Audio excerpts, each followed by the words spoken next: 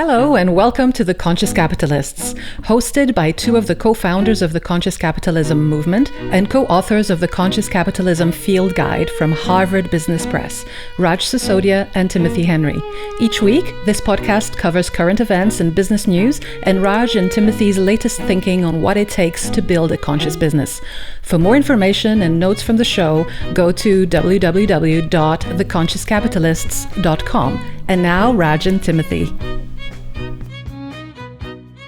Hey, Raj, and welcome back to our second The Conscious Capitalists podcast. Good to see you. Good to see you too, Timothy. I love where you're sitting. I hear you're in Colorado somewhere. You either got antlers or horns growing out of the side of your head. That's right. I think it's wood. Oh, really? It's driftwood. Yeah, no animals were harmed in the creation of this broadcast. Oh, brilliant. Well, that's really important because what we're going to talk about today is purpose.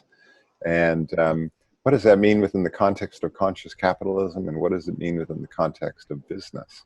So, yeah, that's a really, really important topic. It's kind of the starting point for all of this, right? I mean, why are we doing what we do? Yeah, I love it. Well, why don't you start? I mean, what does purpose mean to you?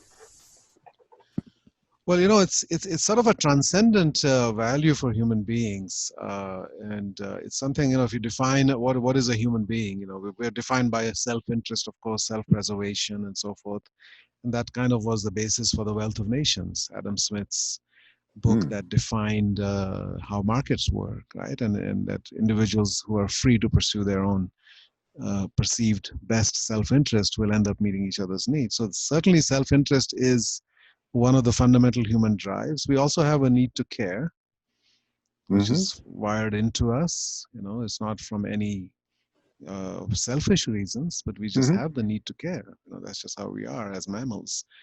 And I think if you want, the third drive is the drive to purpose, because we are given this extraordinary gift of a human life with all the extraordinary capacities, nearly divine capacities that we have. And what do we use that for? It's not just about survival, right? And it's not just about getting through this life, but what is the consequence of this? And then I think we had some great philosophers and thinkers who helped us understand the power and the importance of purpose. And to me, I always refer back to Viktor Frankl and you know, man's search for meaning, and his fundamental observation. Of course, human beings want to be happy in their lives. But as he said, happiness cannot be pursued. Happiness ensues. It is the outcome, true happiness. I mean, you can have pleasure, short-term pleasure, hedonic sort of happiness. But true, deep happiness comes from living a life of meaning and purpose. Yeah, I love that word meaning, you know, the idea that maybe we as human beings, we're meaning makers. We're meaning makers with each other, and we're meaning makers inside. You know, we want to have a life of meaning. Profits cannot be pursued. Profits ensue. And they're the outcome of a business that is operating with meaning and purpose, right? Which means it's doing something meaningful in the world, that it is operating with love, and from a place of love, and it grows from adversity. So I think the same ideas are very, very applicable. So just tell me a little bit more about that. You know, I know we both have personal purpose. They impact our work. You know, my purpose, I say, is to create and catalyze leaders and organizations that are as human as the people who work in them. And to me, that goes back to the meaning of, you know, we're human beings, and organizations exist to support human beings, not the other way around. And, how about yourself? Well, mine, the way I articulate it now is my purpose is to bring heart, healing, and soul to business and leadership, so that we can build a better world for all.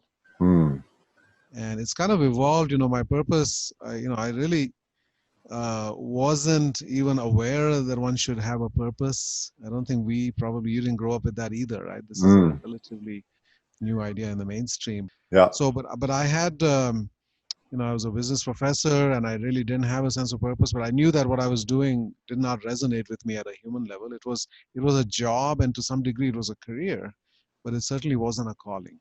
I think today that's what we aspire to. So, you know, your work should be a job, of course, pay the bills, but a career, it allows you to grow, and also it's a calling. It's what you were meant to do in this lifetime.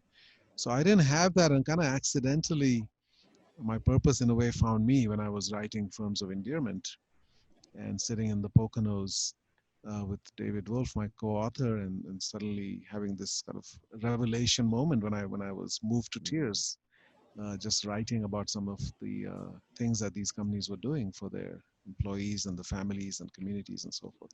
So in a way, my purpose kind of found me in the sense that it made me come alive. I think it was around June 12th of 2005. I think is really when that happened. Around June 12th.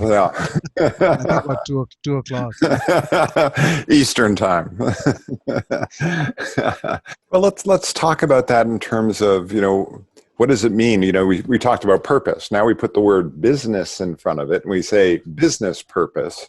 How does that word business and purpose, how do they fit together in your mind?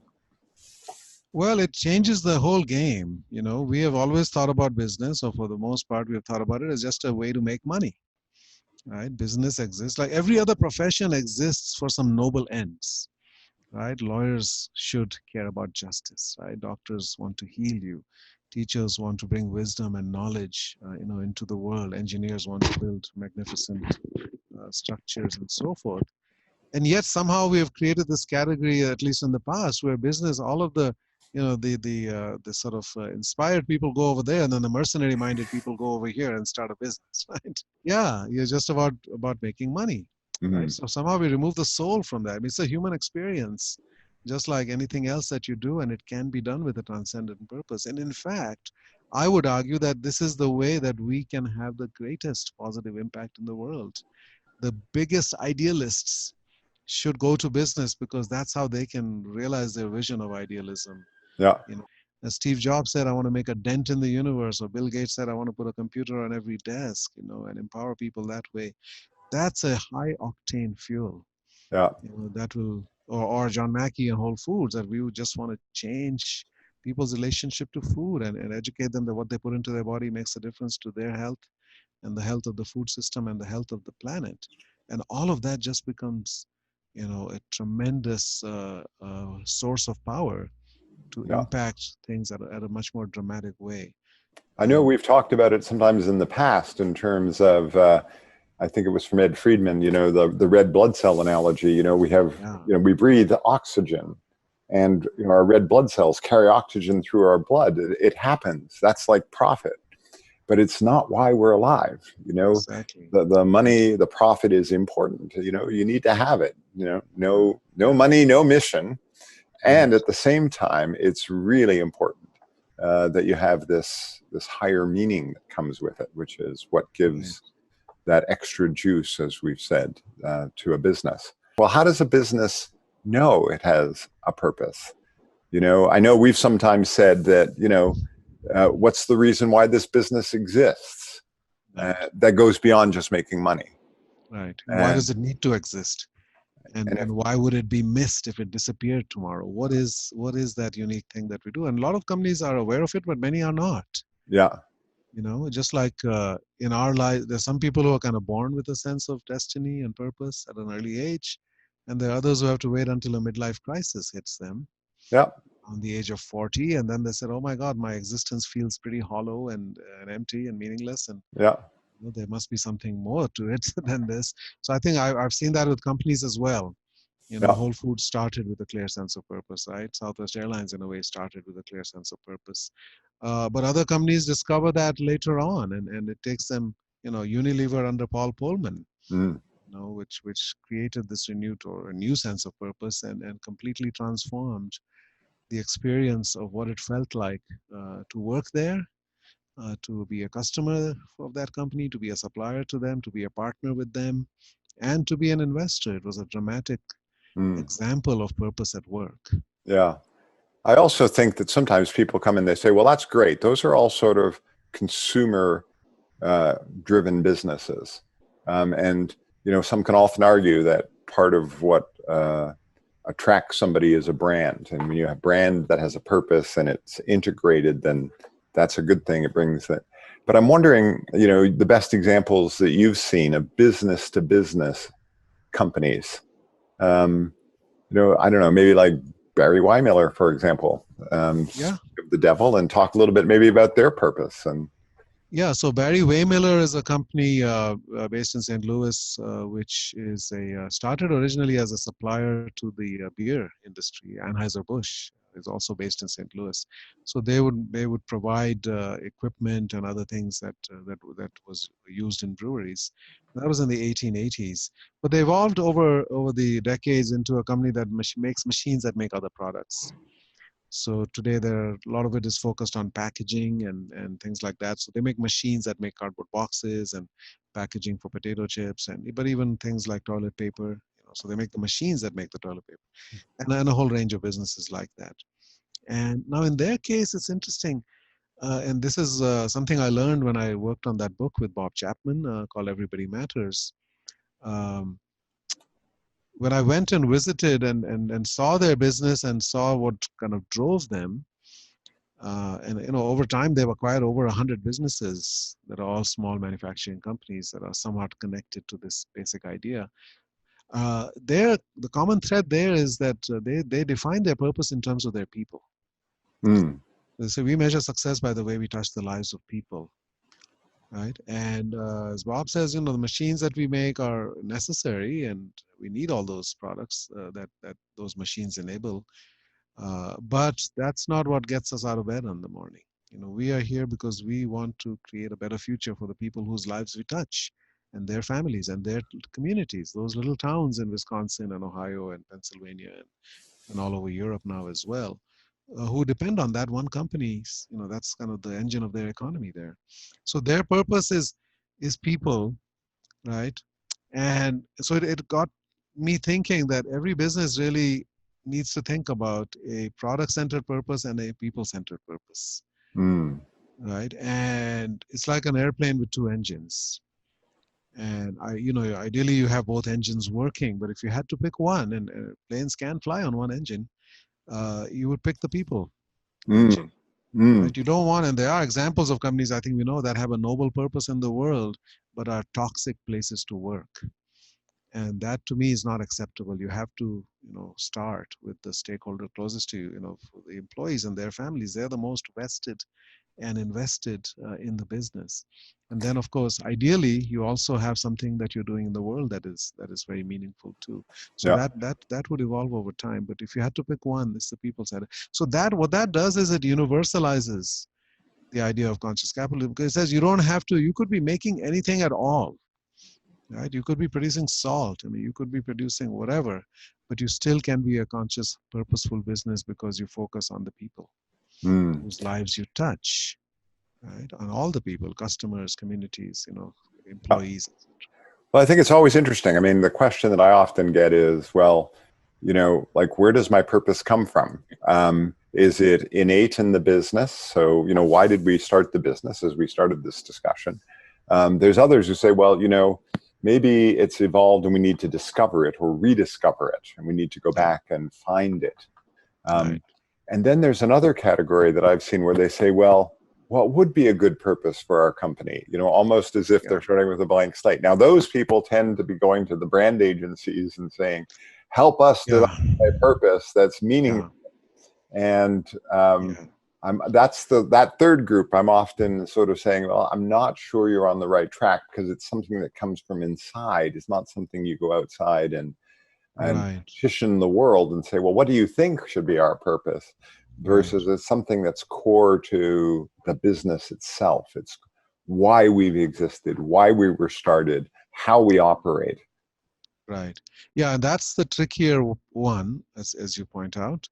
But there are many businesses, especially given how we educate people in business school and just the whole culture about what business is about, right? It's a mercenary thing. So there are many businesses that were started purely from a money-making angle, purely as a sort of an opportunistic, thing that people saw. They saw a gap in the market and their ability to, generate profit out of that. So there are many, many businesses that did start with that. But then if you look at why did those businesses endure, why did they grow, and what made them thrive over time, you often can find that there's some thread there. There's Mm. something that they didn't even realize at a subconscious level that was making that business unique. So maybe there's something that we can excavate from the history of the business.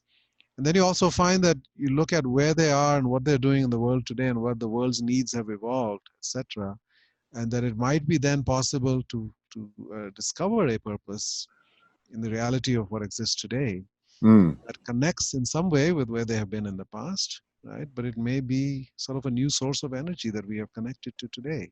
yeah. There was something latent within us. So that's kind of the midlife crisis model, right? Mm. Well, that sort of relates a little bit to, I know we've spoken about this, Colin Mayer at Oxford Business School. He has a definition that he has of purpose, which he says it's to produce profitable solutions to the problems of the people and planet. Mm-hmm. Um, and he puts the and on it, not to profit from producing problems Yes. for people or planet. So he qualifies that around profitable solutions Right. to problems, which in a sense is how are you creating value in the world? Right. And he puts a caveat on it, which is, and do no harm and Right. do no evil while you do it. I think that's a good broad definition of it. Yeah. Yeah. Definitely. So it says we need to be profitable so we can achieve our purpose, as Mm, opposed to saying we need to have a purpose so we can make more profits. yeah, Right. I think Purpose is that, not a means to an end; it is kind of the end. right. And profits become a means to that end. Yeah. The fact, Whole Foods started as a tiny little store in Austin in 1978, and people loved it and so forth. And but if they were not profitable, I mean, they were originally kind of a co-op type business, Mm, before it became a company. If they were not profitable, then they would not have had the capital to invest and grow and become what is now a $18 billion company with yeah. 20 million customers and 110,000 employees, right? So profit is what enabled them to achieve their purpose now at scale. They have transformed our relationship to food in many ways and the way we think about food. And they've transformed the food system to a degree and changed the way we produce food. So purpose definitely is what drives them, but profit is what fuels their growth. Yeah. And so the two go hand in hand. They are necessary. And that's what differentiates, of course, a nonprofit and a business. Well, I think I think what's important in there is that one, we've established the value of purpose and why purpose is important. Um, I think the next piece becomes, how do we know when a business is purpose driven? Like, to me, there's like three or four things you want to be thinking about. The first is, first of all, do you have a purpose statement? So do you have an intent? Do you have an Mhm, intent to be purpose driven? Can you describe what your purpose is? And mhm, then I think the second one for me is that integrated into your business model? So that when I look at how you are trying to make profit, I can understand very clearly the connection between purpose, value creation, and how that leads to profitable outcomes. So, in essence, having a purpose alone isn't enough, but having a good business model is incredibly important. And being able to connect those two, to me, is right. that next step of relevance. And then there's sort of a third, is do we use purpose to govern the business? Like, is there a discussion that goes on when we make a decision?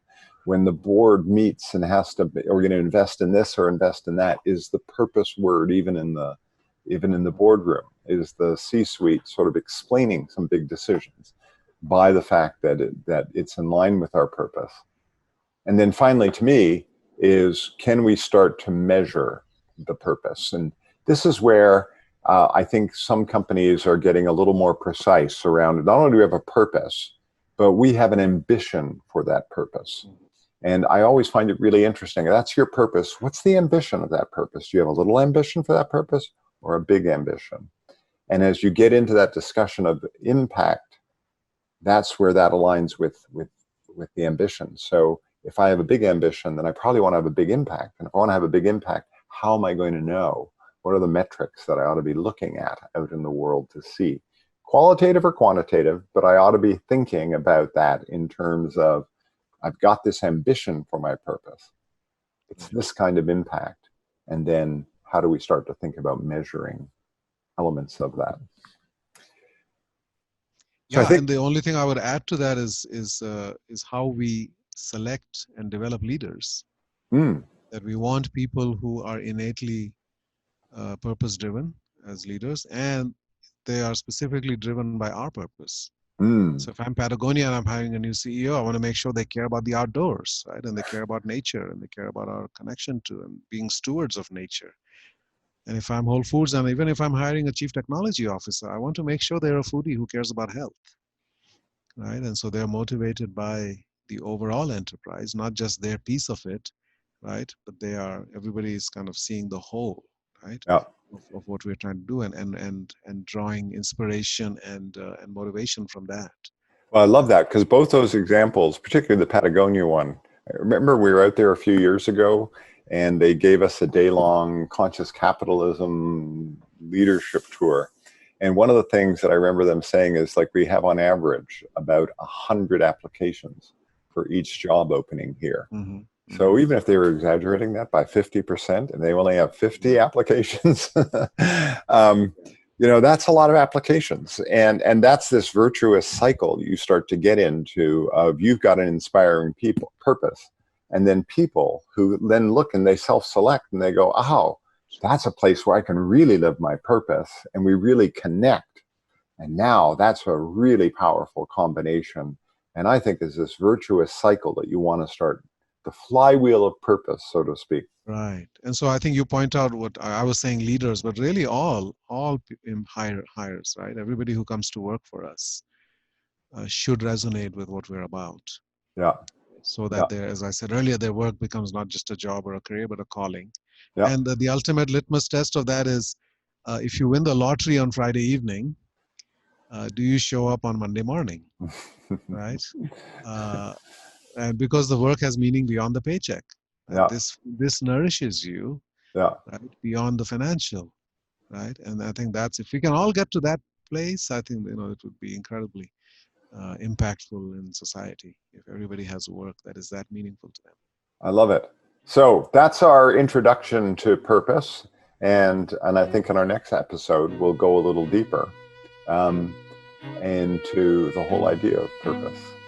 There. Well, thanks, Raj, as always, for your time. And thank you, everybody, for listening in. Again, any thoughts, comments, feedback, go to theconsciouscapitalists.com. That's theconsciouscapitalists.com. And don't forget to hit the subscribe button on this podcast. Thank you so much. Thanks, Raj. Thank you, Timothy. See you soon.